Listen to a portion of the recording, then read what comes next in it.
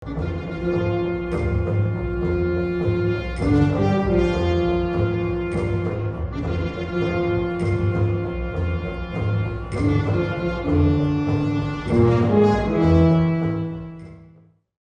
le podemos hacer a alguien que se dedica a la inteligencia artificial. Son 5 preguntas que les podemos hacer a la ficción porque es una esfera autónoma de la realidad y ahí nosotros podemos como soltarnos y preguntar. Entonces, ¿qué vamos a preguntar?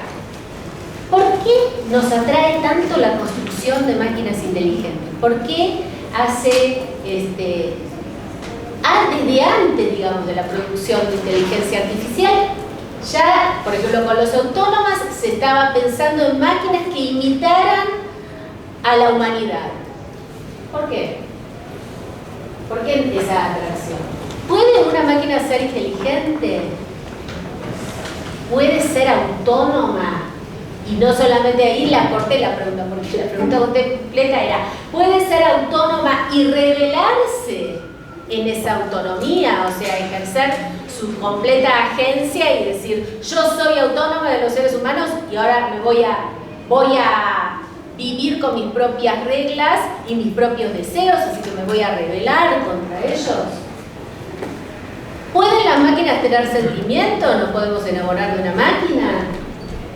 ¿Podemos convivir y colaborar con máquinas inteligentes, autónomas y que sienten? Esas serían nuestros 5 interrogantes que de alguna manera son, yo creo, 5 tópicos bastante recurrentes en las narrativas sobre inteligencia artificial. Que como ustedes saben, son narrativas que se ubican en el género de... ¿En qué género las ponemos? De ciencia ficción. ¿Y cuáles son las premisas? ¿Hay de letras acá? ¿Alguien? ¿De letras? Las premisas de la ciencia ficción, ¿cuáles son? Características, valores, ¿cómo describirían la ciencia ficción?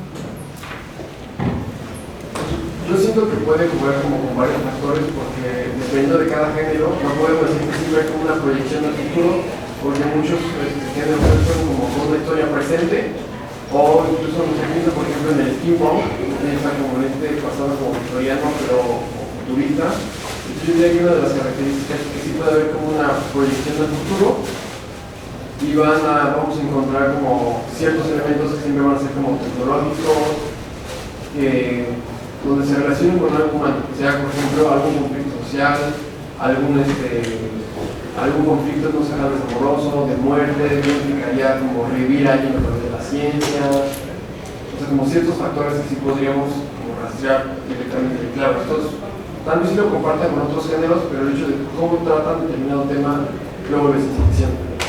Claro, como dice el compañero, hay una proyección hacia el futuro, a veces no es un futuro, a veces es un futuro lejano y a veces es un futuro cercano, a mediano plazo, porque también los futuros cercanos producen un efecto de verosimilitud muy grande. Si yo cuento una historia que ocurre dentro de 3.000 años, bueno, ya lo ubico como en la fantasía. Si yo cuento una historia que se ubica dentro de 10 o 20 años, ya es un relato que puede parecer un poco más verosímil. Entonces, hay una proyección hacia el futuro, se retoman algunas características de avances científicos tecnológicos existentes o que potencialmente podrían existir a partir de un estado de la ciencia, ¿no? Se retoman y a veces ahí está también esta idea del arte, ¿no? Del artista. El artista sabe leer tan bien esa tendencia que muchas veces suele adelantarse a esa tendencia. El caso de Julio Verne, por ejemplo, como él con sus con grandes aparatitos, no sé, hasta se adelantó a la construcción del túnel que une Francia y Inglaterra. Él ya lo había visto en uno de sus cuentos, con una gran máquina tunelera que horadaba el Canal de la Mancha, un montón, ¿no? Y hacía el submarino, ¿no? Grandes, pero él lo que estaba haciendo era como leer el progreso a partir de la revolución industrial, las máquinas de vapor, el desarrollo de los materiales férreos. Entonces leyó tan bien que logró adelantarse su época. ¿Quién más logró bien adelantarse a su época en el terreno de la ciencia ficción? ¿Qué piensan? ¿O algún otro autor? Orwell. Orwell, muy bien, Orwell con 1984, la distopía, muy bien. ¿Qué más? ¿Cómo? Huxley. Huxley, Un mundo feliz también. Harlan Ellison. ¿Quién? Harlan Ellison. Ay, ese no lo conozco, contanos un poco. Es de un libro que se llama Tengo boca y debo gritar. ¿Y a cómo se adelanta? Igual habla de, bueno, es una novela como de 1967. Ajá. Y habla de que es una máquina que se revela en contra de los humanos. Ah, muy bien, claro, bueno, ya en la de 67 hay mucha influencia por ahí de este relato del Centinela, ¿no? De Clarke, de Asimov, ya estaban escribiendo en esa línea, sí. H.G. Wells. H.G. Wells, por supuesto, que ahí todavía no logramos la máquina del tiempo, pero si le hacemos caso ya la vamos a lograr. ¿Quién más? Yo estaba pensando en Ray Bradbury, por ejemplo, con sus crónicas marcianas, que no implican solamente la conquista del espacio, sino también cómo ya en los años 60 Bradbury estaba pensando que nos íbamos a tener que ir a otro planeta porque la Tierra ya la habíamos arruinado, la habíamos contaminado y la habíamos llenado de residuos, ¿no? Bueno, entonces sí, tiene como la ciencia ficción tiene como esa lectura como de la tendencia hacia el futuro. A veces, como les digo, ahí está el espíritu del artista que logra leer muy bien esa tendencia y adelantarse al futuro. Esto también me parece interesante para dejarlo en claro, para poder diferenciar la ciencia ficción de aquel otro terreno que le es muy cercano, de otro género que le es muy cercano, que es el de la fantasía, ¿no? La fantasía como Star Wars, por ejemplo, que tiene un gran desarrollo tecnológico, que también transcurre en el futuro, que toca ciertos temas que también se relacionan con la ciencia ficción, como la conquista del espacio, pero no tienen una base tecnocientífica fuerte, ¿no? de relación, de cómo fue evolucionando la idea de inteligencia artificial, de acuerdo a cómo fue evolucionando la idea de la inteligencia artificial en el terreno de la realidad. Estos son nuestros 5 relatos, entonces vamos a empezar con El hombre de arena. La vamos a dejar ahí bailando a mi compatriota Marianela Núñez, que está ahí. Bueno, como saben, El hombre de arena es un cuento. Hay una adaptación al ballet de Delibes que se llama Coppelia, en donde, bueno, Coppelia es la muñeca que creó el creador, que es el doctor Coppelius, y que siempre los creadores, ¿vieron? Tienen esa cosa como medio creepy, no sé cuál es, cómo decir el nombre de los creadores de la inteligencia artificial. Y entonces acá, este cuento es un cuento bien de la época de los autómatas, en donde hay un estudiante que se llama Nathaniel, también vean que la abreviatura, el nombre corto de Nathaniel es Nathan o Nathan, y luego vamos a ver que eso sirve para otra cosa. Entonces Nathaniel se enamora de una autómata que es Olimpia. Y Olimpia ha sido creado por un profesor italiano que se llama Spallanzani, y que a él le remonta a un viejo trauma que tenía de su infancia, en donde le había pasado una cosa muy fea relacionada con alguien que en el cuento no queda muy claro si es Spallanzani o si es alguien que se parece mucho a Spallanzani, ¿no? Y entonces ahí lo que pasa con este Nathan es que él no puede ver, debido a su amor, no puede ver que Olimpia es una muñeca. Lo que sí pueden ver los otros amigos que están alrededor de él, y bueno, hay un final muy trágico. Pero a mí no me importa mucho tanto el cuento, sino que me interesa mucho la interpretación que Freud hace de este cuento en un ensayo muy famoso de él que se llama Lo ominoso. ¿Tú hablas alemán? Porque el nombre en alemán no me lo pidan porque lo voy a decir mal, así que lo voy a decir en español. Hay como dos títulos en español posibles para este ensayo, que es lo ominoso o lo siniestro, y también lo extraño. Lo ominoso, lo siniestro o lo extraño. Se ha traducido de estas tres maneras. Lo que se pregunta Freud es ¿de dónde viene lo extraño? Y él retoma el trabajo que hizo otro psiquiatra que se llama Jens, y Jens había estudiado lo extraño precisamente en el cuento del hombre de arena.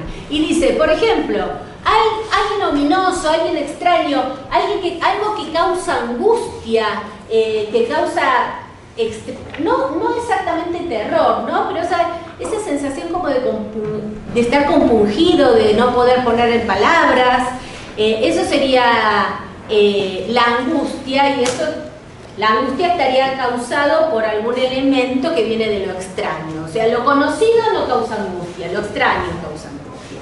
Entonces él dice, este elemento extraño, el cuento del hombre de arena es un cuento que ejemplifica perfectamente lo extraño, porque ahí hay una muñeca que baila, que seduce a hombres, que se comporta socialmente como si fuera un ser humano.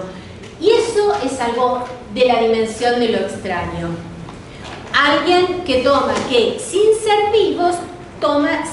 un ser vivo, toma características de lo que está vivo y de alguna manera confunde al que siente la extrañeza. Confunde al que siente la extrañeza, el que siente la extrañeza se angustia hasta que puede resolver ese tema. Si eso que parecía inanimado finalmente está vivo y es animado, la angustia se disuelve. ¿Por qué? Porque las dos características coinciden, el sujeto y el objeto, vamos a decir, ¿no? Pero si no, si eso que es inanimado no se resuelve como el ser vivo, sigue siendo un inanimado con características de ser vivo, entonces ahí está lo extraño. Eso continúa. Si eso continúa, es parte de la extrañeza. Eso lo vemos todo el tiempo en el cine de terror, ¿o no? Los muñecos, ¿no? A ver, ¿quién se acuerda de uno? Perfecto. Bueno, ¿no?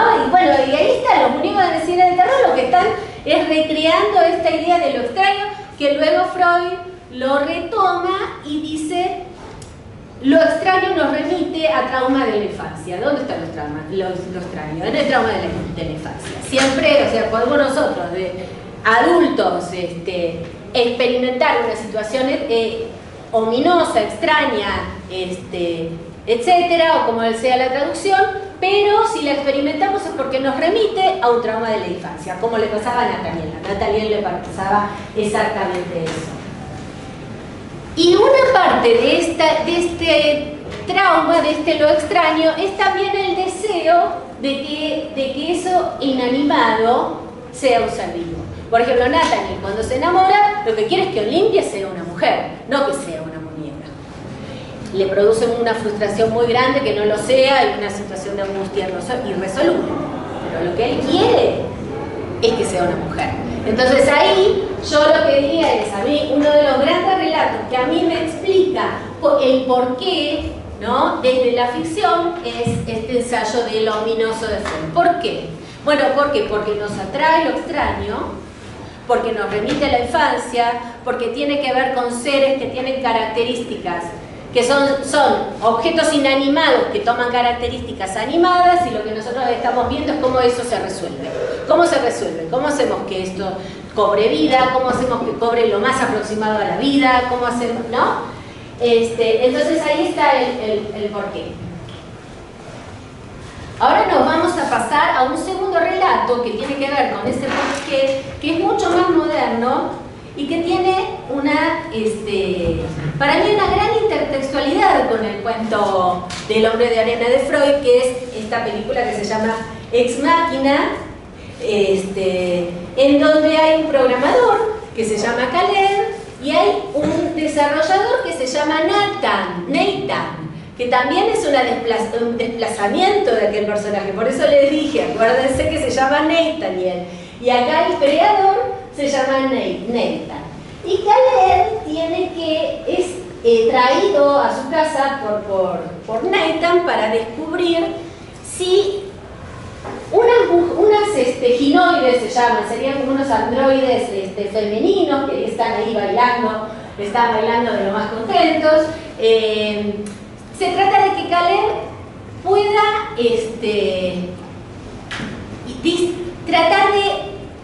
Bueno, en realidad se trata de que la genoide pase el test de Turing a través de Caleb, ¿no? Es decir, que Caleb se enamore finalmente, caiga rendido ante el robot. Y si ha caído rendido ante el robot, entonces quiere decir que está vivo, que tiene inteligencia, que puede sentir y que se ha creado realmente un ser inteligente, ¿no? Y entonces también acá se vuelve a repetir este trío que me parece interesante, que es el trío de la máquina, el creador y el que se enamora, ¿no? Se vuelve a repetir ese trío y se vuelve a repetir esta idea de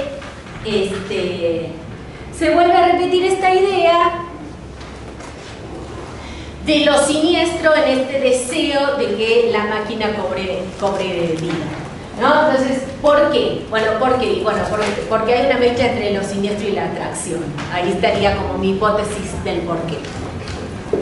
La segunda pregunta sería, ¿puede una máquina ser inteligente? En todo caso, la que sigue después la pregunta que sigue es, bueno, ¿qué es la inteligencia? ¿No? O depende de lo que sea la inteligencia. Pero esta es una pregunta que se plantea totalmente en esta famosa 2001 Odisea del Espacio. ¿Han visto esa película? Una película obligatoria, sobre todo por la intertextualidad con Barbie.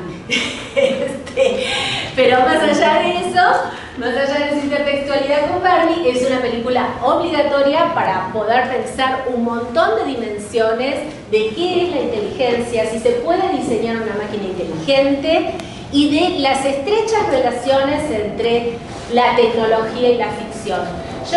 ¿De quién es esta película? ¿Quién es el director? Stanley Kubrick, el gran Stanley Kubrick, año 1968. Recordar que en 1969 es la llegada del hombre de la luna. Hay muchas teorías conspirativas metidas por ahí, pero son conspirativas, así que se las buscan en Google. Yo no las voy a decir. Entonces, en 1968 él quiere filmar este relato que ha sido escrito originalmente por el autor inglés de ciencia ficción Arthur Clarke en 1951. Y Clarke se une a este proyecto y lo hacen juntos, y se hacen grandes amigos, se escriben cartas. Uno de los rasgos fundamentales que tiene esta película es que Kubrick se hizo asesorar para poder producir escenas como las que vamos a ver, que tienen, o sea, no es solamente el tema de tener a una computadora como personaje, sino que es también la cuestión de diseñar otras tecnologías que son, como digamos, secundarias. Ese HAL 9000, este círculo rojo, ¿no? El tema de que haya videoconferencias, el tema de las pantallas planas y a color, los flip clouds, todo eso, Kubrick los consigue con el asesoramiento de la NASA y del MIT, en donde el gran Marvin Minsky fue asesor de esta película. Entonces él está empeñado en lograr una reproducción fiel del estado, del futuro cercano de la ciencia y la tecnología en esta película. Y acá, ¿qué pasa con HAL 9000? Bueno, lo que pasa es que HAL 9000 está diseñada de alguna manera al estilo de lo que se pensaba era la inteligencia artificial, o a donde tenía que llegar la inteligencia artificial en esos momentos, ¿no? Máquinas que se comunicaran con lenguaje humano, que jugaran al ajedrez. No está en esta escena, pero sí hay una escena de la película en donde Al 9000 juega al ajedrez con uno de los dos tripulantes. Hay 5 tripulantes, 3 están dormidos hibernando, y bueno, hay 2 que andan por la nave. Bueno, con uno de ellos juega al ajedrez Al 9000. Se trata de que tenga un objetivo claro y que tome decisiones. De hecho, la trama de la película tiene que ver mucho con que los tripulantes de la nave piensan que van con un objetivo y la computadora tiene programado otro objetivo, y entonces ahí se da un conflicto entre hombres y máquinas, de un lado y del otro. Y después hay como muchas referencias a esta idea de si la máquina se comporta como inteligente, entonces es inteligente. Hay muchas ideas en el diálogo de la película que tienen que ver con esto. Y bueno, incluso hacia el final de la película, hacia el final de esta historia, porque no es el final de la película, esta es una historia que tiene como... Esta es una película que tiene como, no sé, 4 tramas. Entonces, la de Al 9000 es una de las tramas. Hacia el final de la trama, ¿qué pasa? ¿Creen que lo diga o no lo digo? No lo digo, ¿no? Bueno, entonces fíjense lo que pasa al final de esta trama, de cuando se está por terminar esta historia, porque después ya se pasa otra cosa y Gal no pasa. No. Bueno, fíjense lo que pasa al final, porque esto es muy es como muy significativo de cómo para ese momento inteligencia era conducta inteligente, ¿no? Después esto se transforma, ya esto la inteligencia ya no deja de ser conducta inteligente, y lo que es interesante es que para que esta idea que se formuló en la inteligencia artificial clásica, de que ser inteligente es tener una conducta inteligente, o hablar o tener un lenguaje humano elevado, o tener decisiones lógicas sofisticadas, o jugar muy bien al ajedrez, se van dejando de lado aún para los humanos, porque esas eran grandes exigencias para los humanos. Antes, si uno no jugaba, si jugaba bien al ajedrez, era un tipo súper inteligente, y a lo mejor en su vida era el más plomazo, o sea, no les sabía relacionarse con una persona, pero era considerado una persona de orden superior. Estas reflexiones empiezan también a cambiar los conceptos de inteligencia. De ahí surge, por ejemplo, la idea de la inteligencia emocional o de las inteligencias múltiples, ¿no? El hombre tiene 7 inteligencias, decía un científico cognitivo como Howard McGardner. ¿De dónde saca esta reflexión Gardner? Saca la reflexión de todo digamos, de todo este conjunto de conocimientos que se había sacado sobre la inteligencia artificial, de que ser inteligente era jugar al ajedrez, o tener un lenguaje elevado, o saber hacer operaciones lógicas complejas. Entonces Gardner dice, no, bueno, hay chicos que son músicos y son geniales, hay otros que son gente muy sensible y se manejan muy bien en la vida social a partir de su empatía. Eso también es inteligencia. Miren, se generaron reflexiones muy inteligentes, interesantes después de esta etapa. Pero la cuestión es que acá tenemos una computadora que está basada en la racionalidad. Ser inteligente es ser racional. Sí. ¿Es posible que a partir de aquí también se haga como una diferencia entre ser inteligente y ser consciente? Sí, seguramente, porque también se llega ahí también a cierta limitación en cuanto a la conciencia. Lo que pasa es que nosotros, basados en esta idea de la imitación y de que es inteligente si le muestras una conducta inteligente, como dice bien el capitán Andrews, es imposible para nosotros saber si la máquina tiene conciencia o no. Es imposible para nosotros saber si la máquina tiene emociones o no. Nosotros vemos que se comporta como si tuviera emociones. ¿Llegó a tenerlas?, dice el capitán Andrews. Nunca lo revelaremos a verlo. Esto es en el terreno de la ficción, ¿cierto? Es una reflexión en el terreno de la ficción. Pero que no es tanto que le compete a las máquinas, sino que nos compete a los seres humanos. Nosotros actuamos de una manera racional en la mayoría de las veces de nuestra vida. ¿Qué es lo que nos pasa por la cabeza? Nadie sabe, ¿no? Entonces ahí es a donde va la reflexión, no tanto de lo de las máquinas. La máquina la pasa en el mundo real y sabe que no razona, que no es consciente, que no aprende, que tiene un problema de datos o de algoritmos. Pero a donde apuntan estas reflexiones es cómo se sabe que una persona es inteligente, cómo se sabe que una persona es inteligente, cómo se sabe algo de alguna persona más allá de cómo actúa esa persona, qué necesita para saber eso, ¿no? Hay que correrlo más hacia los humanos. Ahora sí, por supuesto que en el terreno de la ficción, en este momento, en el terreno de la ficción, si vamos al terreno de la ficción, está la duda. ¿Es Hal consciente? ¿Desarrolla Hal sentimientos humanos? ¿Se volvió loca Hal? Porque en un momento empieza a hacer cosas tremendas. ¿Se volvió loca?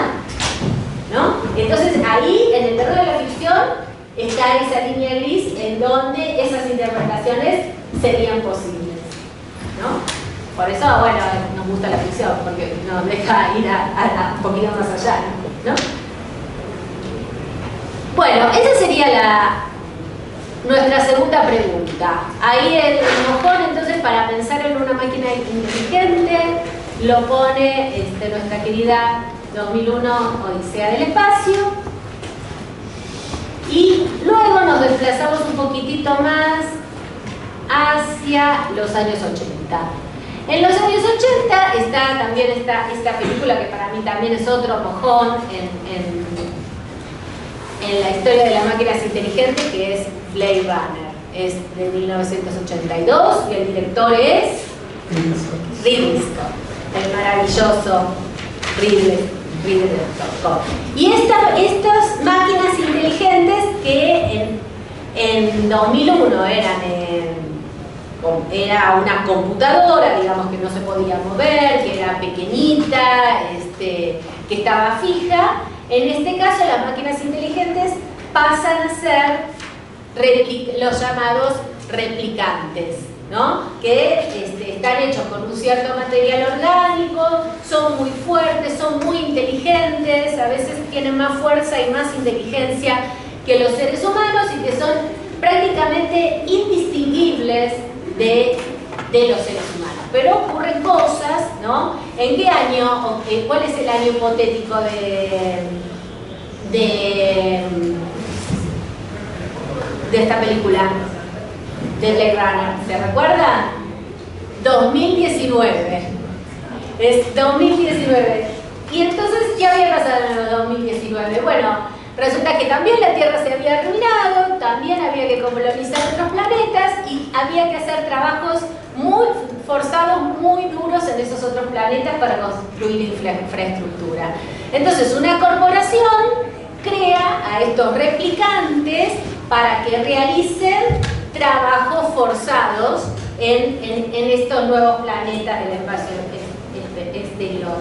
Y saben que esta es una idea totalmente tomada del concepto de robot. ¿Qué es robot? ¿Saben ustedes el origen de la palabra robot o de dónde salió o qué quiere decir? La palabra es un origen muy interesante, muy particular, porque la palabra robot proviene de la ficción. El primero que usa la palabra robot es un escritor ruso que se llama Karel Čapek, en 1921, en una obra de teatro que hace, y inventa la palabra derivado de una palabra checa, que es robota. Robota, que significa trabajos forzados. Entonces, ¿qué hace el robot? Hace trabajos forzados.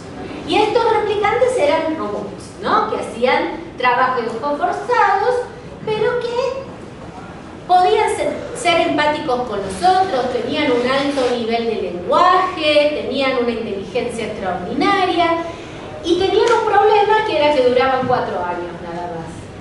Y estos replicantes sí asumen prácticamente una cierta autoconciencia a partir de memorias y recuerdos que le van como inyectando en su cerebro, llegan a asumir cierta autoconciencia y deciden rebelarse. Ahí está la pregunta. ¿Pueden rebelarse?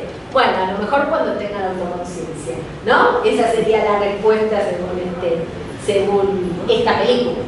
Entonces, ¿pueden rebelarse? Si adquieren autoconciencia. Entonces empieza la rebelión de los replicantes, que de ser sumisos se vuelven rebeldes. Entonces, como se vuelven rebeldes y tienen un peligro, había que capturarlos. Pero ¿cómo los capturas? Si están completamente mimetizados con los seres humanos.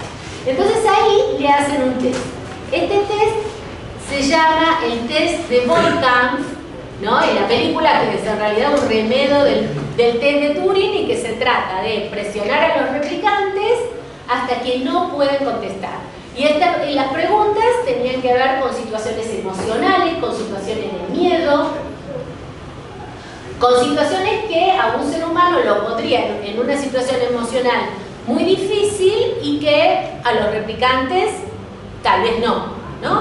Entonces acá esta es una escena muy famosa, que es esta escena de la prueba de inteligencia de Boy-Kampf, en donde este es un replicante y tiene que contestar las preguntas que le hace el humano. Es también bien interesante acá como esta cuestión de cómo estas máquinas lo que hacen no solamente es producir una reflexión acerca de la posibilidad de la máquina inteligente, sino que nos hacen reflexionar a nosotros nuestra propia condición humana. Porque uno empieza a sentir empatía con estos seres. ¿Por qué siente empatía? Porque son explotados, son perseguidos, son una maquinaria del capitalismo. ¿Y quién no es hoy en día un poco explotado, un poco perseguido, un poco una maquinaria del capitalismo? Entonces, de alguna manera, nosotros no seremos como esas máquinas. ¿Qué es ser humano hoy en día? Esa sería la pregunta, porque si en realidad ser humano es tener que trabajar todo el día, porque la maquinaria te obliga, si ser humano es tener que ser perseguido por esta vigilancia permanente que tenemos interiorizada, etcétera, etcétera, según Foucault, si ser humano es... Tiene que ver como con esta característica de esclavitud o de subordinación a los grandes poderes, entonces nosotros somos más o menos iguales que las máquinas. No voy a contar el final de esta tampoco porque me gustaría que la vieran, y además tiene una secuela, que la secuela es del 2017, esta es una película del 82 y la secuela es del 2017, bien reciente. No voy a contar el final, pero el final precisamente tiene que ver con esa reflexión. Nosotros ¿en qué nos diferenciamos de estos seres artificiales, digamos? No podríamos pensar nosotros los que estemos en ese lugar. Y bueno, entonces esta sería como nuestra tercera pregunta. ¿Ves? Ahí ya el replicante se puso nervioso porque le preguntó algo que no podía contestar y tuvo que reaccionar porque el otro ya se daba cuenta. Dígame. Sí, igual como llevando una reflexión por este lado, ¿no? Como de la creación de robots para hacer trabajos forzados, también podríamos pensar que algo que nos distinguiría de las máquinas es como el sentir dolor, y es dado como ese mismo dolor que la cultura se ha encargado de desarrollar como tecnologías para poder hacer su vida más placentera y dejar de sentir ese dolor. Exactamente, muy bien, sí, estoy completamente de acuerdo con esa reflexión. Lo que nos identificaría como humanos sería poder sentir el dolor que las máquinas no pueden sentir, y justamente toda esa gran maquinaria hace muchas cosas para que no nos detengamos a sentir ese dolor, lo cual nos equipara mucho más. Con lo cual ustedes estas cosas las tienen que tomar para reflexionar sobre ustedes. En realidad ese es el mensaje. No tanto sobre las máquinas, pero sobre las máquinas un poco, pero sobre su propia condición humana. Esa es la idea de la ciencia ficción, básicamente, que a través de los relatos sobre las máquinas podamos reflexionar sobre nuestra condición como humanos. La cuarta pregunta, ¿podremos enamorarnos de una máquina? ¿Las máquinas desarrollan sentimientos? Fíjense que la idea del sentimiento, por ejemplo, no estaba muy desarrollada en AL 9000. Recién en la última escena se desarrolla un poquito la idea del sentimiento, pero no a lo largo de toda su intervención como personaje. En Blade Runner ya está un poco desarrollada, porque estos replicantes no es que eran no tenían súper sentimientos, pero había una que se llamaba Rachel, que sí, esa tenía como una cuestión emocional mucho más amplia y tiene otro rol en la película también por eso. Entonces ahí ya en Rachel se asoma la idea de la máquina con sentimiento, pero la película que lleva a la idea del sentimiento en todas sus expresiones es esta, que ¿cuál es? Que es Her, ¿no? Her del 2013, que es una película muy interesante porque no solamente por el tema de introducir la idea del sentimiento, sino por introducir la narrativa en un futuro que es reconocible. Fíjense que Theodore anda leyendo un libro, está sentado en una oficina que podría ser la de cualquiera. O sea, esto lleva la idea de la inteligencia artificial a un espacio cotidiano. Esa es Samantha, que es su inteligencia artificial, que está en ese aparatito que es muy parecido a un teléfono de iPhone, ni siquiera el teléfono, al otro, ¿cómo era? El que se escuchaba música nada más. Al iPod, ¿no? Muy parecido al iPod, Samantha. La paleta de color es muy paleta de Apple, ¿no? Hay como una idea de que, bueno, esto no puede pasar a cualquiera. Y ahí hay también un conflicto, porque Theodore piensa que Samantha que él es único para Samantha, pero resulta que Samantha conversa con 8.664 personas y de esas está enamorada de 645, ¿no? Y él tiene una gran desilusión. ¿Saben ustedes que quién hace la voz de Samantha? Scarlett Johansson. ¿Y qué pasó con Scarlett Johansson hace poco? ¿Qué nivel de información tienen? Manejan.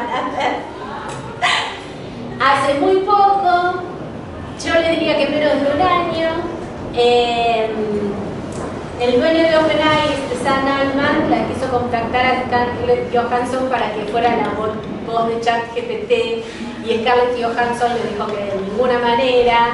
Y entonces Sam Altman se creó su propia Scarlett Johansson en voz y puso la voz de Scarlett Johansson, y Scarlett Johansson, que le ganó juicios a Disney y a Marvel, se puso tan dura y le mandó tantos abogados que la tuvo que bajar. Pero fíjense, esto lo retomo, no solamente como anécdota, sino que lo retomo por el imaginario sociotécnico, donde los relatos juegan un rol importante en la percepción de las personas de la inteligencia artificial. No hay que olvidarse que estos textos también los leen ellos, de alguna manera, resumida o no resumida, o se lo lee un asesor, o se lo lee el de marketing, pero alguien lee también a Gillian Hassaloff, que es una muy, muy destacada autora de las relaciones entre ciencia, tecnología y sociedad, por ejemplo.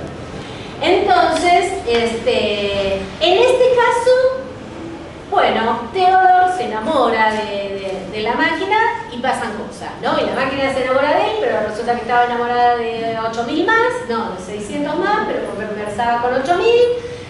Y ahí también se produce alguna otra cuestión, donde en realidad en esta película hay como un final un poquito moral, vamos a decir, ¿no? Donde se recentran las relaciones afectivas entre humanos, ¿no? Bueno, sí, la máquina fue un momento, pero a lo mejor entre humanos, ¿no? Una cosa así, digamos. Pero que, bueno, plantea esta posibilidad, y que además es interesante cómo la inteligencia artificial aquí se desmaterializa, está dentro de un aparato, nunca la vemos, y también remite como a estas prácticas más modernas del cibersexo, del sexo a distancia, del sexting, que son prácticas corporales desmaterializadas también y hacen referencia mucho a este tipo de vinculaciones más modernas. ¿Cómo estamos de tiempo? Tenemos una hora. Entonces vamos a poder conversar. Entonces aquí está esta idea de si podemos enamorarnos de la máquina y cómo la contestaría la película. ¿Cómo contestaría Her esta idea de podemos enamorarnos de una máquina? ¿Ustedes qué piensan?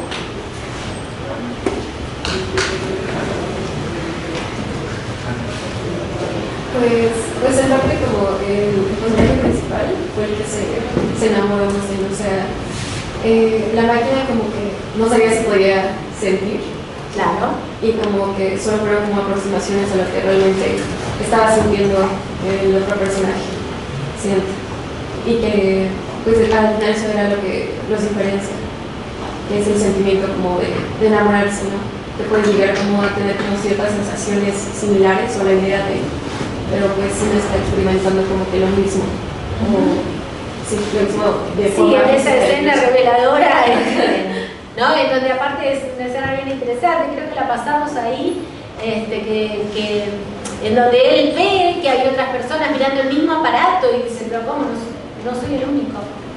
Creo que sí, o sea, la respuesta de Her sería que sí nos podemos enamorar de una máquina, pero justamente porque regresamos a la frustración de querer que sean ser vivos. Al final, algo que le frustra mucho al personaje que me acuerdo su nombre, es que Theodore, es que Samantha, o sea, constantemente le repite que no importa que no tenga un cuerpo, pero a él sí le importa. O sea, al final hay momentos en los que uno puede notar que él quiere que sea humana, o sea, se enamoró de la idea de ella como humana, no necesariamente considerando que es una máquina y que todo el mundo a su alrededor también contaba con su carácter.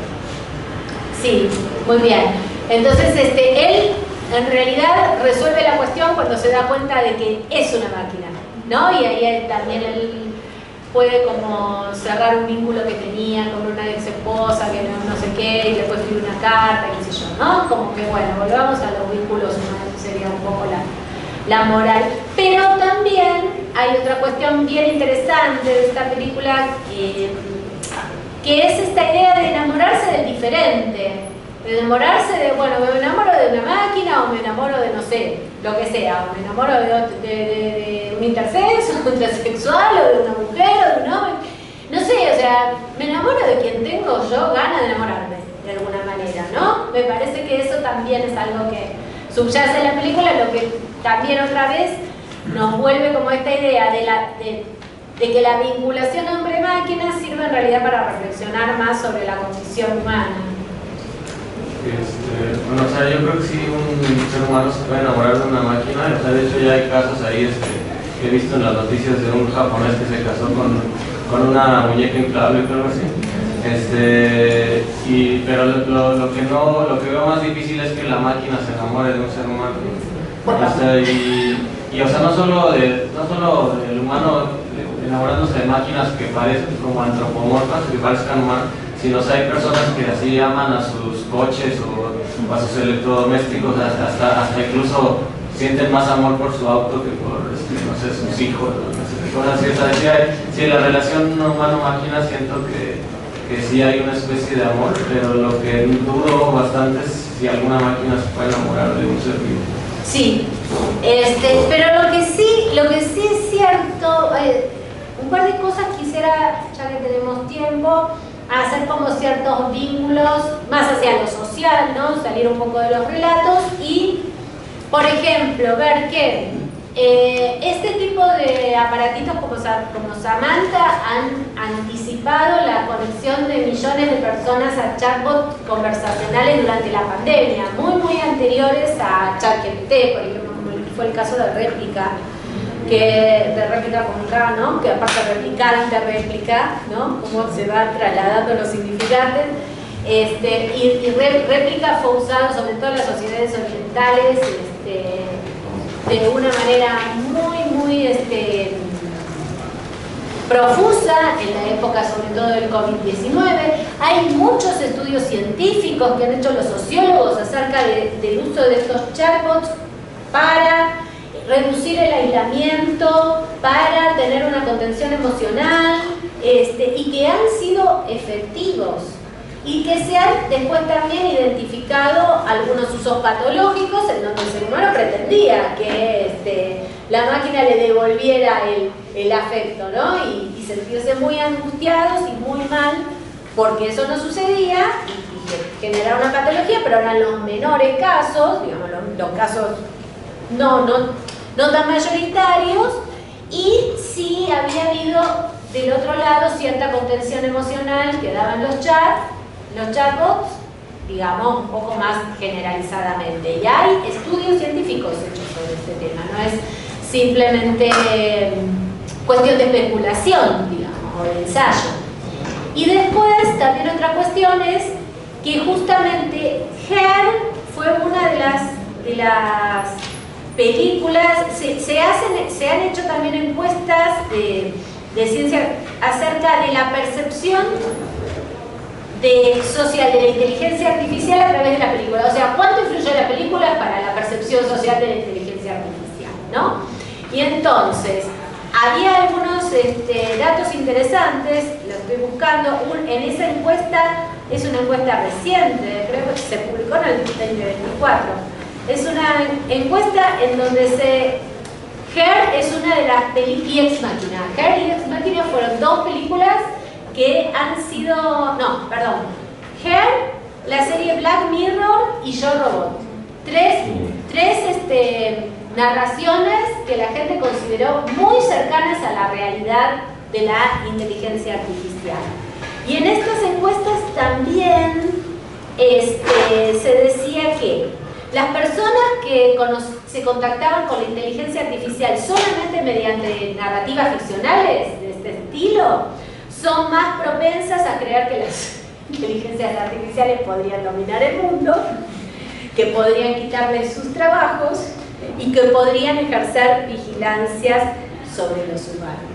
Pero también son las más optimistas a la vez sobre el futuro de la inteligencia artificial.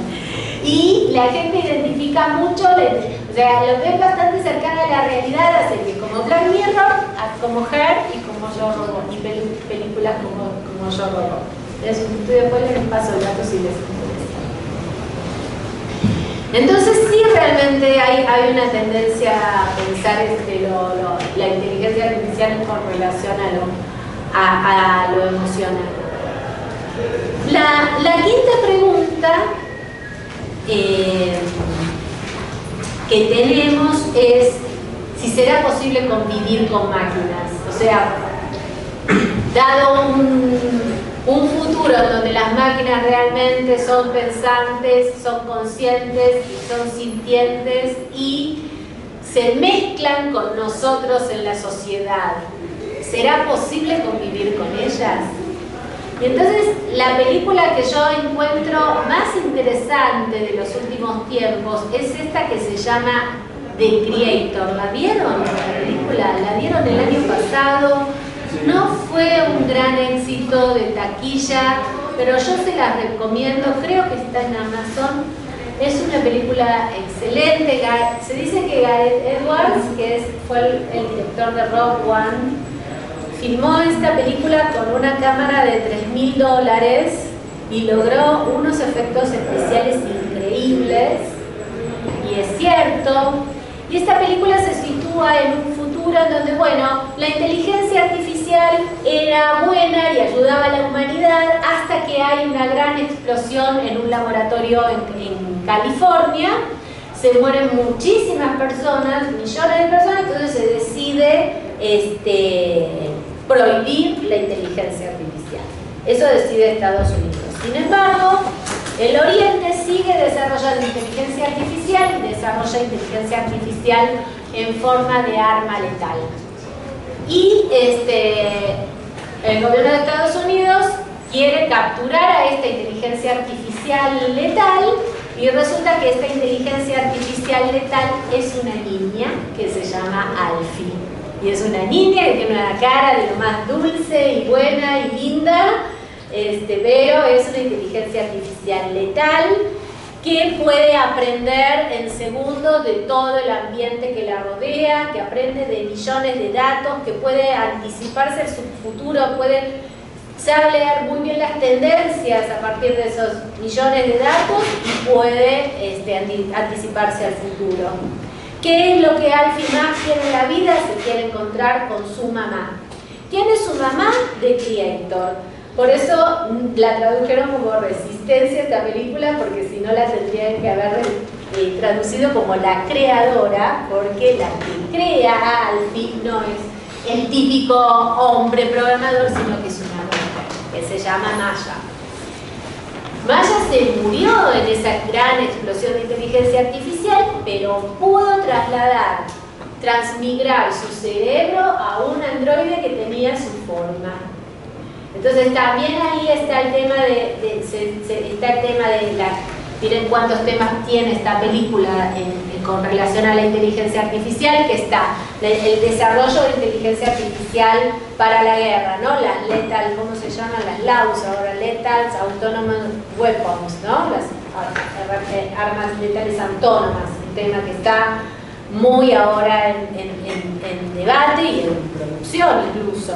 La cuestión de las armas letales autónomas, la cuestión de una inteligencia artificial flexible, adaptable a contextos, que puede cambiar también, porque ahí la idea es que Alfie es una lethal weapon, pero la cuestión es que a lo mejor si la educamos, si le damos cariño, si la llevamos con su mamá, si la protegemos, se puede volver buena, ¿no? ¿Qué es lo que sucede? Al final todos buscamos el amor, señoras y señores, todos buscamos el cariño de la pareja, de la computadora, de la mamá o de alguien. De esto se recibe esta clase.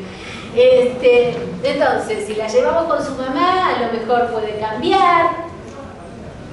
Es un aprendizaje adaptable, flexible, que tiene que ver con la emocionalidad. ¿Cuándo se aprende? Se aprende cuando hay emoción. Después también están estas otras, son más duros, la tecnología para la guerra, la transmigración del cerebro a un dispositivo digital, que son cosas que se están por lo menos especulando éticamente. Así que esta, la verdad que se las recomiendo, pero porque me parece que en el terreno de la ciencia ficción es la expresión del estado de la tecnología. Es como lo que era 2001 en el 68, ahora no hay otra expresión más actual del estado de la tecnología, me parece a mí, que esta película, que además es interesante de ver, ¿cierto? Porque también está una de J-Lo en Netflix, pero es malísima. Pero es malísima. Así que esa no se la puedo recomendar. Esta sí, porque es una película de muy buena calidad. Bueno, entonces ahora pasamos a las conclusiones, y es que no me falla la presentación, pero ¿cuáles? Las vamos viendo las conclusiones, ¿no? Igual que históricamente la inteligencia artificial evoluciona, las representaciones evolucionan también. Acuérdense siempre de esa imagen de i9000 como un círculo rojo con una especie de ojo en el medio, a esta Alfie, que es una nena tan bonita y tan dulce y tan flexible también, y que se desplaza, bueno, que está completamente integrada en el entorno humano, que es consciente de que es una máquina. Esta es consciente, de ahí no sabíamos, ella es consciente de que es una máquina, y que también, otra cosa, también es muy interesante poder formar un pequeño corpus de películas y poder ir comparándolas, porque fíjense la diferencia entre Alfie y su creadora Maya de Ex Machina, que la crea un hombre con una sexualización muy profunda, ¿no? En donde se estereotipa a la mujer, y después la mujer aparte termina traicionando a todos, ¿no? Como una visión muy sexualizada, y bueno, muchas veces se ha acusado esa película de ser una película misógina directamente. Hay un montón de literatura sobre eso que las quieres consultar, pero no hace falta igual, digamos, la ves un rato y te das cuenta. Pero, por ejemplo, hay una evolución de la figura femenina ahí, ¿no? De esta idea de la mujer como objeto a la mujer como sujeto, como productora, como flexible, como que no se... Y que aparte no siempre tiene que... Se puede ser una nena, que anda con un gorrito, ¿no? Completamente diferente. Me parece a mí esa es una evolución muy, muy, muy positiva de la imagen de la mujer en la tecnología, como sea, si sea como androide o sea como creadora también, ¿no? Pero siempre permanece esta cuestión medio de lo siniestro y de ese vínculo ambiguo, ¿no? Por ejemplo, en el caso de esta película, de esta última, como Alfie es una nena súper linda, dulce y qué sé yo, pero quiere ir con su mamá, que es una mezcla de androide con cerebro muerto migrado a un dispositivo móvil, ¿no? A un dispositivo digital. Bueno, ahí hay una cosa como todavía medio como siniestra en ese tema. Pero a nosotros, como seres humanos, lo siniestro nos atrae. Nosotros no nos escapamos de lo siniestro, diría Freud, ¿no? Otro sería el mundo. Entonces, bueno, estas más o menos serían mis conclusiones por el momento. Me parece que no solamente son el espacio de la ficción, como les decía antes, es un espacio interesante para hacer preguntas, digamos, que no podemos hacerle a la inteligencia artificial real, que tiene otra materialidad. No solamente es interesante para hacer esas preguntas, sino que es interesante porque estos relatos entran en el imaginario social y forman parte de la tecnología.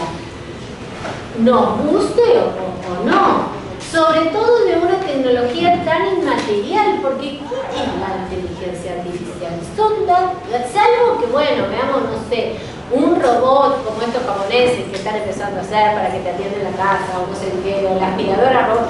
Pero si no, ¿qué es una inteligencia artificial? ¿Qué es ChatGPT? ChatGPT nosotros vemos una ventana que nos muestra tal cosa. O sea, es algo inmaterial, completamente inmaterial. La materialidad digital es una materialidad de ceros y unos, pero es abstracta. No es la madera, no es el cemento, no es el vidrio. Entonces, ¿cómo nos damos una idea de esa abstracción en ceros y unos? Mediante relatos que nos cuenten que con esas abstracciones entre ceros y unos pasan cosas. Nos enamoramos, nos revelamos, la usamos para tomar decisiones, toman la decisión incorrecta y así, ¿no? Bueno, aquí entonces yo termino a ver si puedo poner la última imagen es en realidad, pero no está acá, se la busco, es el QR en donde estaba la lista de películas. ¿Cómo podría ver porque ahí yo puedo poner el QR y si ustedes todavía no vieron la lista, sí, pueden ahí si quieren con su celular a ver si pueden tomarle una foto del QR. Hay una listita en YouTube con videos de la película. Lo dejamos ahí cuando lo van pasando. Bueno, preguntas, comentarios.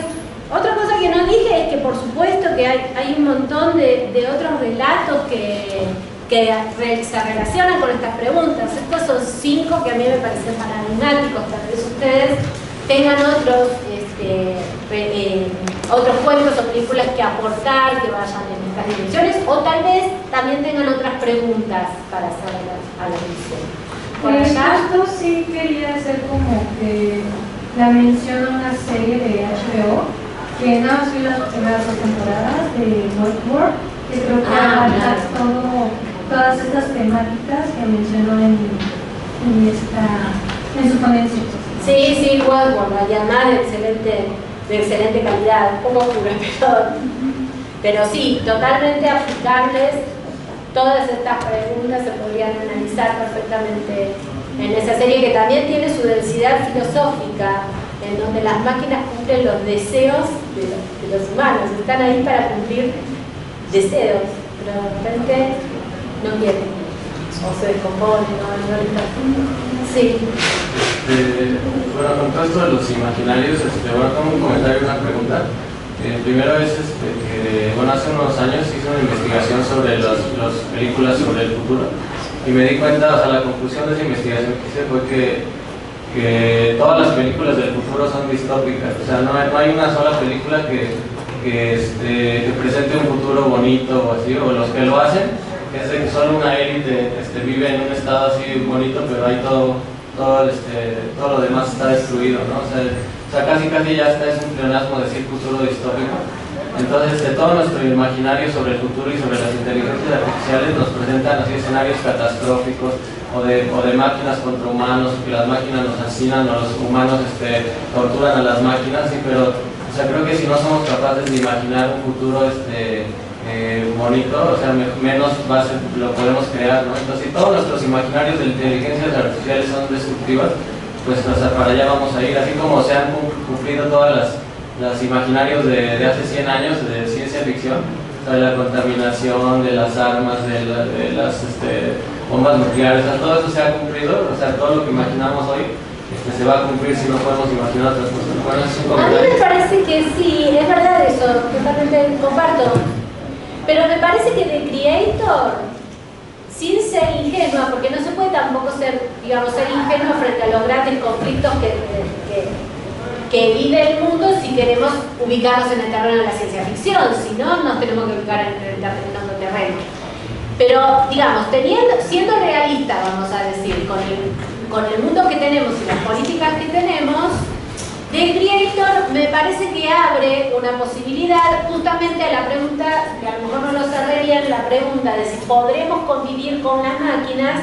Creo que The Creator plantea una convivencia posible en base a una idea de flexibilidad, aprendizaje, cuidado, afecto mutuo, ¿no? Porque hombre, máquina, máquina, hombres, ¿no? Donde todas esas cosas tienen que circular para que tengamos un futuro vivible. Y lo que dice esta película es que si eso circula, podríamos tener un futuro vivible. En el medio de grandes guerras, explosiones nucleares, contaminación, porque tampoco es algo que, digamos, no podemos pasar de la situación que estamos experimentando a un mundo completamente idealizado, ¿no? Pero a mí me parece, no sé si la has visto, pero valdría la pena revisarlo, y yo creo que esta película abre la posibilidad de un futuro posible en colaboración en base a flexibilidad, aprendizaje y afecto.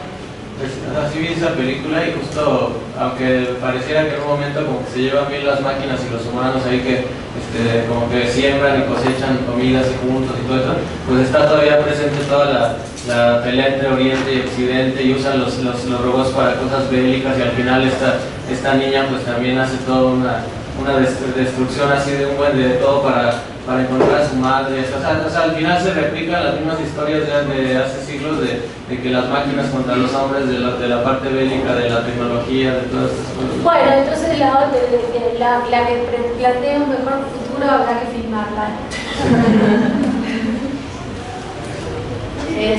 Sí.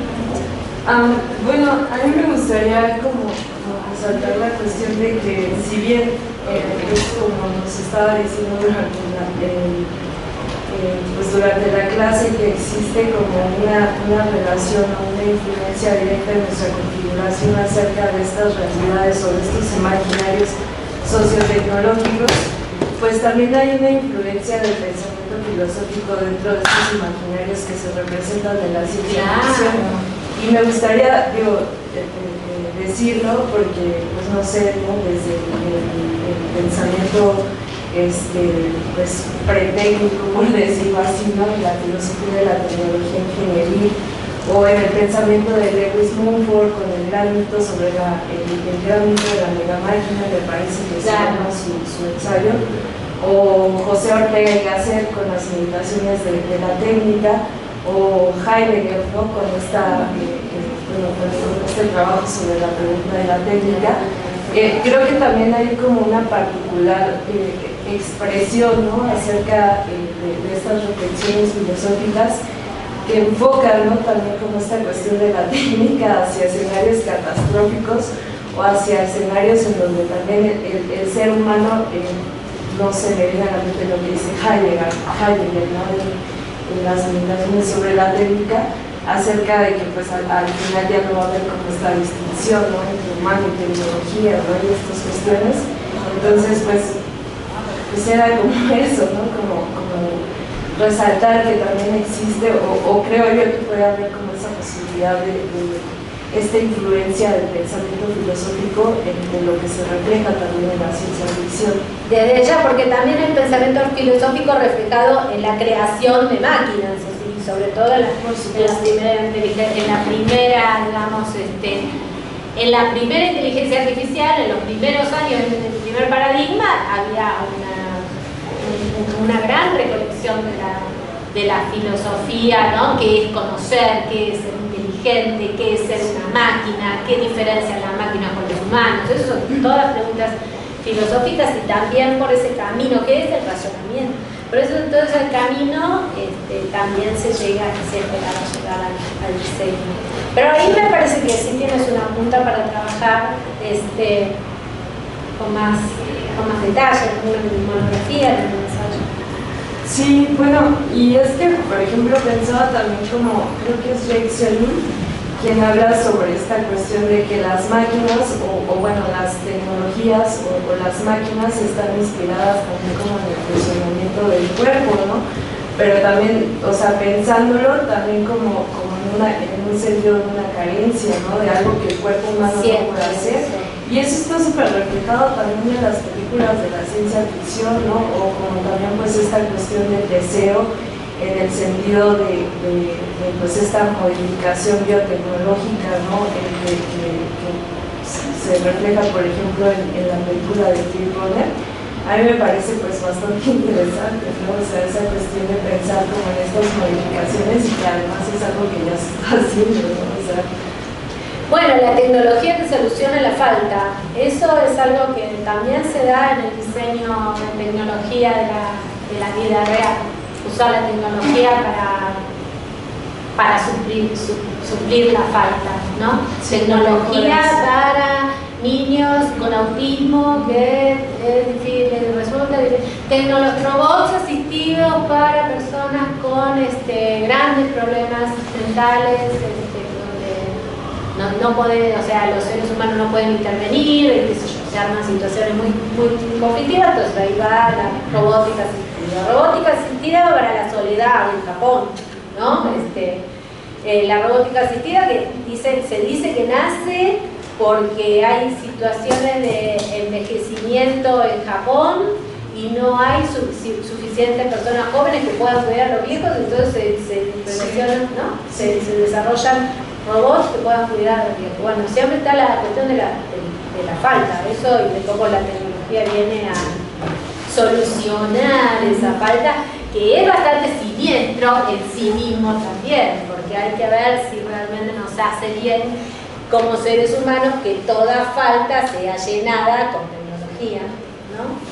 Eso es otra cosa para reflexionar en un nivel más abstracto, no tanto de la solución tecnológica, ¿no? Pero más abstracto.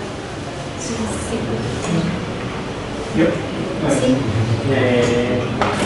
Iba a decir sobre la distopía que, bueno, yo pienso que lo que más me asusta de la inteligencia artificial y de las máquinas es más el uso del humano a la tecnología en sí misma, ¿no?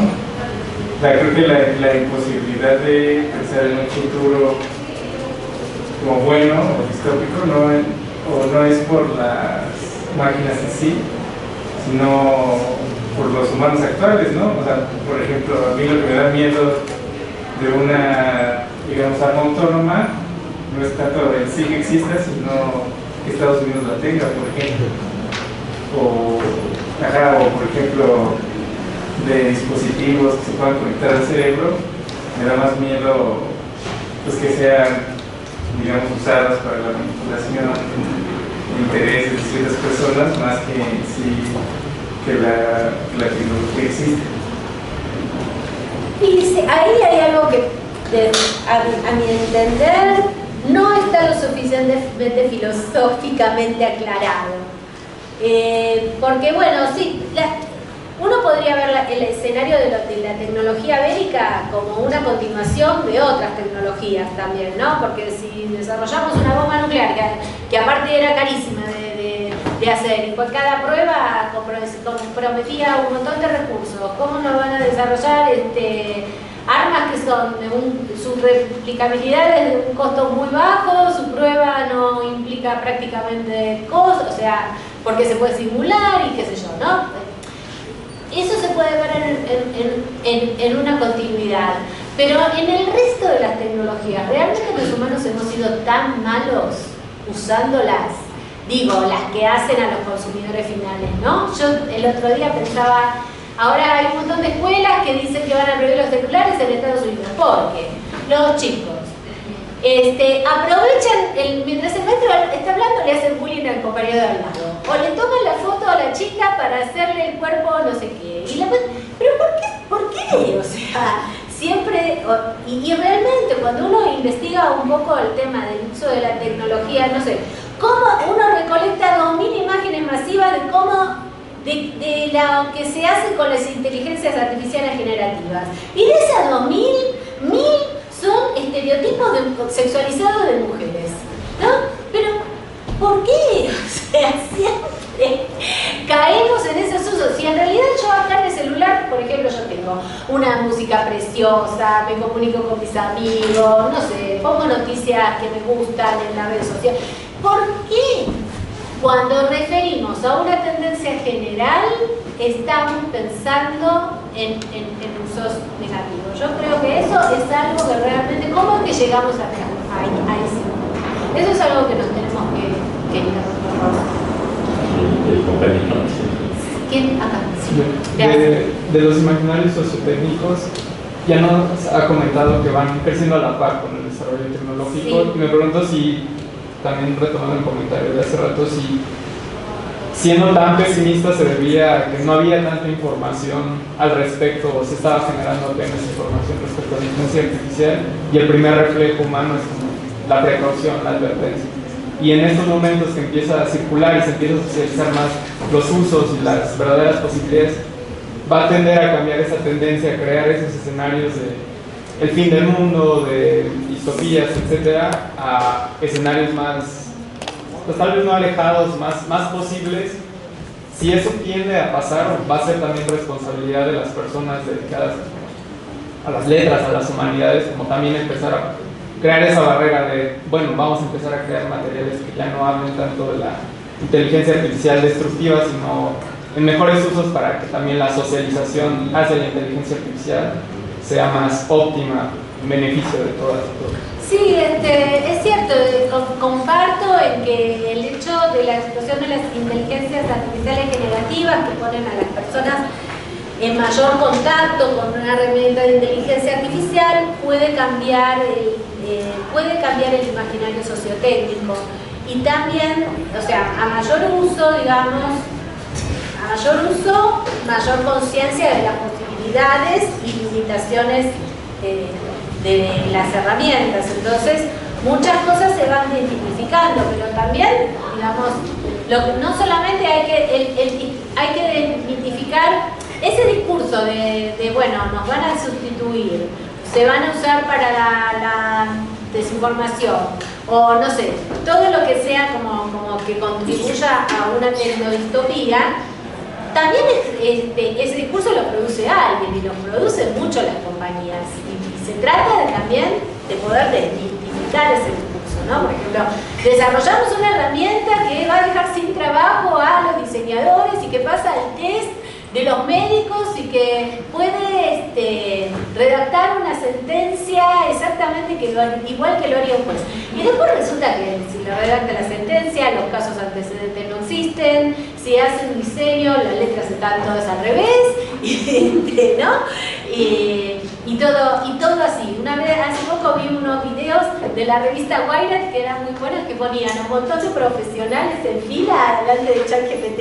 Y iban y se se sentaba y le decía, le pregunté a ChatGPT tal cosa sobre su profesión, dice, y me contestó tal otra, no me va a reemplazar, y se iba, y hacía lo mismo, y se iba, y eran médicos, diseñadores, arquitectos, todas las profesiones, se sentaban así todas las listas y eran, búsquenlo, no sé cómo no se podría buscar, pero estaba muy bien. Y bueno, y se trataba, bueno, de desmitificar esa idea también, que la verdad que no la veo tan loca, digamos, la idea de desmitificar, porque si no, lo que digamos, sí podrían las herramientas reemplazar a los hombres, pero en este estado lo que se produciría es, por supuesto, una baja estrepitosa de la calidad de cualquier trabajo en cualquier práctica. Sí podría reemplazar a un médico, pero hay que ver si acierta con el diagnóstico.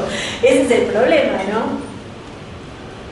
Pero estoy de acuerdo con que estas herramientas pueden modificar los imaginarios, eso se puede checar con, digamos, acercarse a la sociedad con un instrumento de indagación, con un experimento social, y tal vez se pueden construir otro tipo de imaginarios. Eso siempre, digamos, siempre es como un claroscuro, como que hay cosas que se pueden desmitificar y hay cosas que a lo mejor van a seguir siendo como un poco pesimistas, ¿no?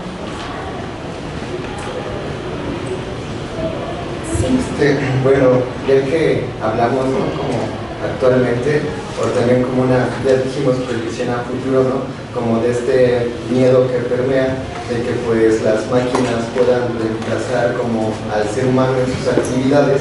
Parece que actualmente, pues si bien la inteligencia artificial hace como trabajos muy específicos que también hacen los humanos, es exactamente eso, ¿no? Solamente pueden enfocar como pues la inteligencia o su procesamiento de información para tareas muy específicas, como por ejemplo ChatGPT, ¿no? No le puedes, según yo, no le puedes pedir que te genere como una imagen, ¿no? Porque para eso está como inteligencia artificial.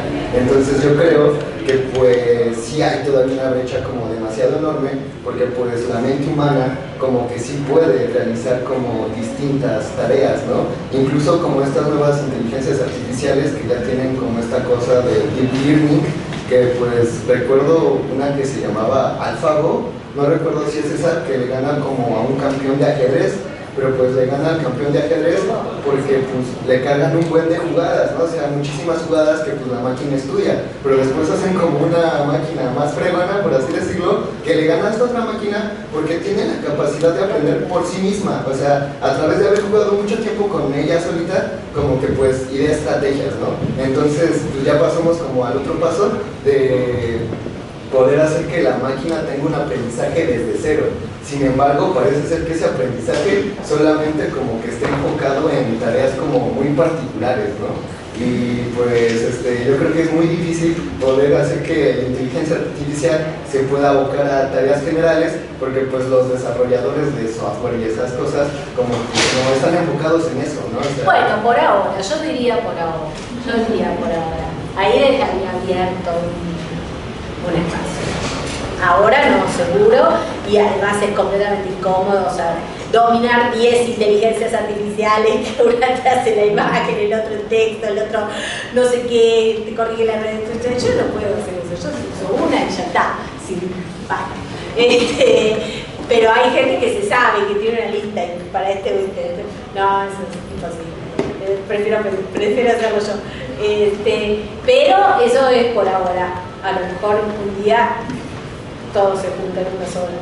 De ahí vamos a ver. Y bueno, ya nada más para terminar, también pensaba como en un librito que estuve leyendo, como de un antropólogo me parece, que se llama Roger Patras, que lo que él propone es como una especie de exocerebro, en donde él dice que pues las redes neuronales como de la conciencia humana están como que, o bueno, más bien como que la mente humana puede ir más allá del cerebro, ¿no? Como pues en las redes de la cultura. Y entonces así también podríamos entender actualmente la inteligencia artificial como una extensión de la mente humana.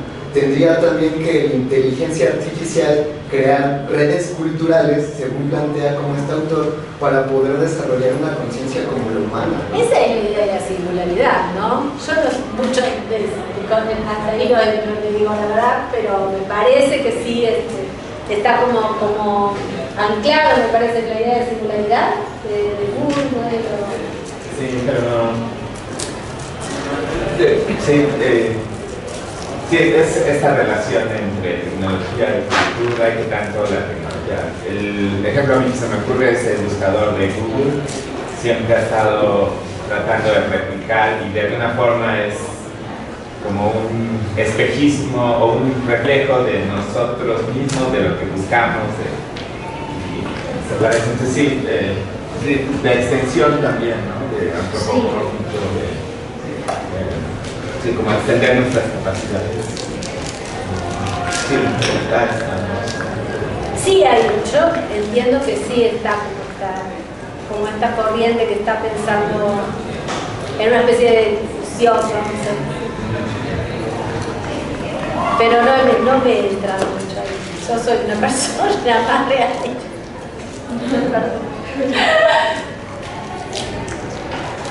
¿Alguna otra duda o comentario? Sí, yo te quería preguntar, Gabriela, de esta interacción entre tecnociencia y sociotécnica, porque bueno, me queda claro que la tecnociencia ha influenciado, ¿no? Al discurso de todo, de la ciencia ficción y todo, pero pensando justo qué tanta influencia hay de la sociotécnica a la tecnociencia, porque más allá de estas cuestiones, como lo que decíamos, ¿no? De Scarlett Johansson y demás, creo que planteas reflexiones muy interesantes de lo que la sociotécnica nos hace descubrir de nosotros como humanos, de reflexionar de, bueno, necesito que todas mis necesidades se resuelvan con tecnología, pero pienso, ¿crees que ese discurso, esa reflexión, los que estamos en la tecnociencia debemos incorporarla de alguna manera para que influyan en el desarrollo, algoritmos, números, digamos, lo más... Y bueno, a ver, los que hacen tecnociencia también tienen sus imaginarios, ¿no? ¿Cuáles son esos imaginarios? Hay un montón, o sea, imaginarios, yo creo que imaginarios de los tecnocientíficos o imaginarios de la tecnociencia, eso es algo muy interesante de investigar. Yo, cuando he hecho las entrevistas, hice alguna, por ejemplo, a Iván y a los investigadoras de la institución que estoy estudiando, empezás a ver imaginarios. Algunos son muy interesantes y me dan mucho gusto que existan esos imaginarios. Cuando lees, por ejemplo, sobre los imaginarios de los desarrolladores de empresas como Google o como, básicamente como, no sé, Google o Facebook o este tipo de grandes compañías, aparecen otras ideas, porque por ejemplo, en esos imaginarios aparece la idea de que todas las personas son iguales. Mujeres, hombres, aborígenes, vivan en el norte, vivan en el sur, todos son iguales, ¿no? Y son imaginarios también, como tú sabrás, modelados por los gatos, qué sé yo.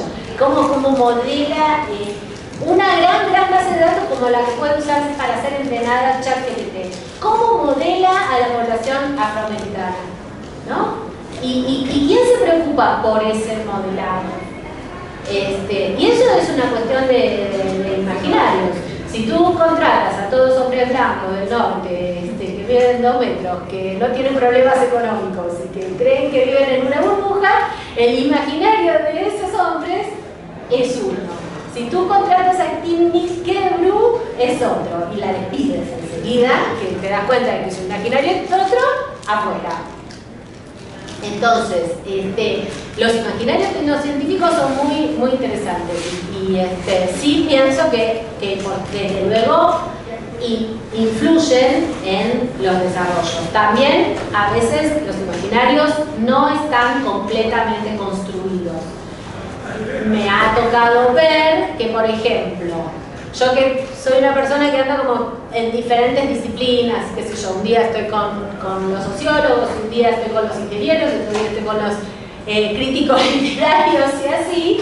Por ejemplo, sociólogos, sociólogas tienen mucha conciencia de las diferencias de género, raza y clase, porque lo estudiaron en la universidad.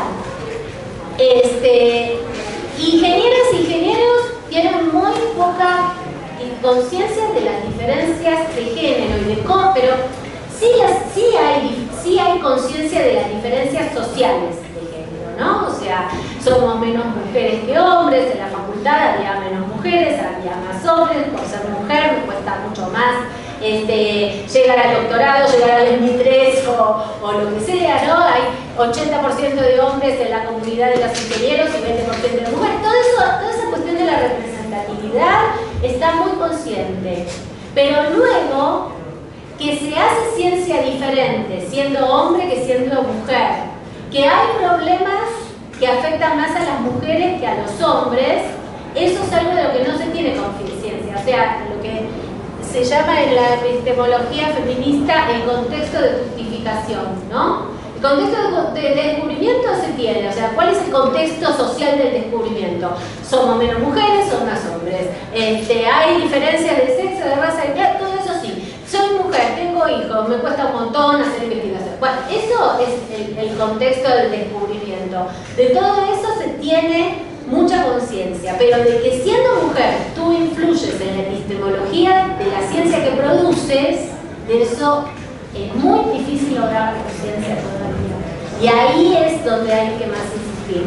Un ejemplo práctico es, yo hago una investigación sobre 13.000 artículos científicos que han trabajado temas de inteligencia artificial y asociados, y encuentro 66 que tocan temáticas que benefician a las mujeres.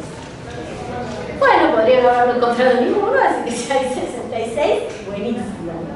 Pero ¿cómo lograr que esos 66 sean 2.000? Me parece que se ha llegado de una manera casual a tratar esos 66. No hay una conciencia que esté pensando que por qué no nos dedicamos a las brechas que hay entre géneros, por ejemplo, a ver cómo la inteligencia artificial puede ganar. Y eso tiene que ver con el imaginario sociotécnico del que hace la neurociencia.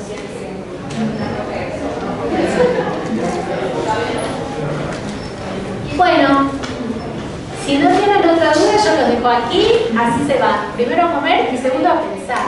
No se olviden que tenemos varios trabajos, un ensayo filosófico, un ensayo sobre cómo cambian las percepciones de la inteligencia artificial o los imaginarios sociotécnicos a partir de la inteligencia artificial generativa, por qué las narrativas son siempre tecnopesimistas y si no cómo podría ser una tecno-optimista, tiene muchas cosas que decir. Así que vayan a decir. Ha sido un gusto estar con ustedes. Bueno, mucha suerte en esta cátedra. A lo mejor nos vemos.